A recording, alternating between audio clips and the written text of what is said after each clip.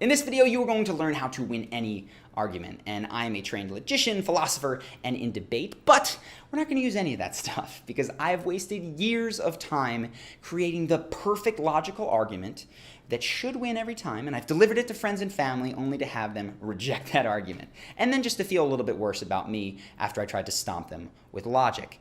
If you're dealing with people, you need to consider that there's a psychological aspect of them opening up, of being receptive to what it is you have to say. And unfortunately, in arguments, so many of us forget this. We treat the other person like a robot that we can just throw logic at, and of course, they're going to see it our way. That's not how it works. So in this video, of course, yes, you're going to learn how to win an argument, but you're also going to learn how to get what it is that you actually want from the argument. You're going to learn how to make it so that the relationship is strengthened after it and not ruined even if you do wind up getting what you want. So the first thing is this. We want to redefine what winning means because sadly to many of us, what winning an argument means is the other guy losing. We want them to admit that their opinion is wrong. We want the people who are watching us argue to say, you had a really good point, man. They're out of their mind.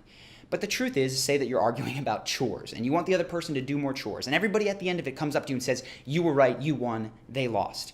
Well, guess what? That doesn't feel very good, one. And two, they're still not doing what you want them to do, which is to help out more around the house. So redefine what a win is. What is it that you actually want to change from this discussion? And that'll shift it from an argument to a discussion.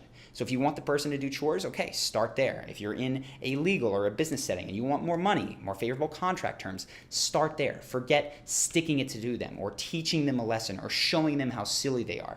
When those are your motivators, everybody loses. But when you focus on the things that you want, you are much more likely to communicate in a way that gets them.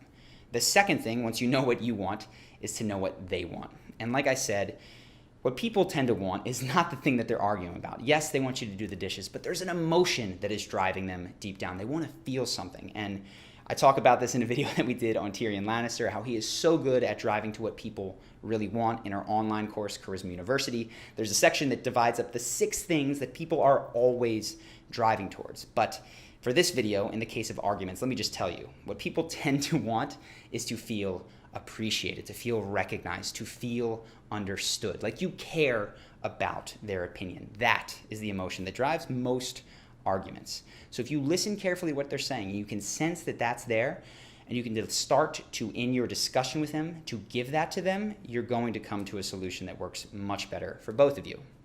The third thing, once we understand what it is that they actually want, is that we're going to show them that we know with a statement of empathy. We're going to say what we understand that they want. And so in the case of, say, somebody in your house wants you to do more chores. They've been on you, you haven't done the dishes. You might say, look, I know you must feel like I'm not listening because you've asked several times for me to do the dishes and I haven't done them yet. And I'm sure, or you probably feel like I'm being disrespectful to you because you've asked several times and I just haven't gotten to it. This is important. I didn't follow that up with a but. I didn't say you're wrong. I just gave that space to be. So many people, when they start to do this right, they give this statement of empathy, they show the other person that they understand them, are so quick to follow up to tell them how that perception is wrong. For just a little bit of time, allow their perspective to exist on its own. And what you find is that once their perspective has space in this discussion, they're going to start to see things from your angle. Because as soon as you're willing to do it for them, they're going to come back and say, yeah, look, I know you've been really busy with school or with work, and they're going to start to take your side, and now you're moving in the right direction. So we've gotten there. We've given this statement of empathy, of honest empathy, because we understand what they want.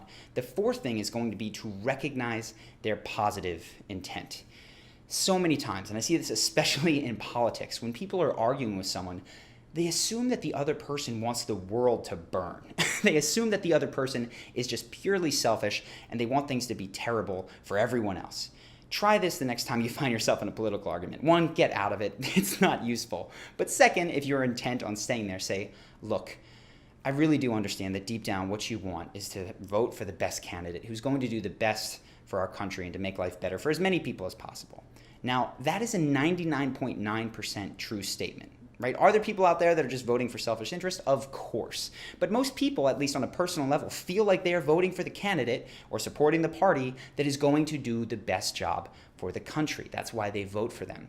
And when you demonize them and say, no, you must want to alienate this group, that's why you're voting for them, there becomes no ability to speak to that person. So find the positive intent. In the case of somebody who wants you to do chores or is maybe nagging you, say, look, I know what you want is a fair distribution of chores in the house. I know that you're not trying to bust my balls here. I know that you just want things to be fair. If you do that, you will find that this person at this point is opened up. You've understood them. You've seen that behind what might be a bit of a frustrating behavior is truly a positive intent, and they are ready now to speak to you. And this is the point, finally, step 5, where that logic stuff can make a little bit of a comeback. And this is where you now make your case. Now, typically speaking, when you make your case and you're talking to a friend or family, you're going to want to frame it as a suggestion or an ask. Are there times in business dealings where you're going to say, look, these are my standards, hard and fast, we can't go below this number, that's where we are? Absolutely. But in the case of friends and family, you just would say, what would be really helpful, and I would appreciate if you did, is clean the dishes twice a week to the point where I don't have to ask you, it's just done in the morning. And the more specific you can be here, the better. What is awesome about asking people, right? You lay out all the reasons that you think this is fair, and then you ask them, is that people hate to feel bullied. They don't want to feel pressured.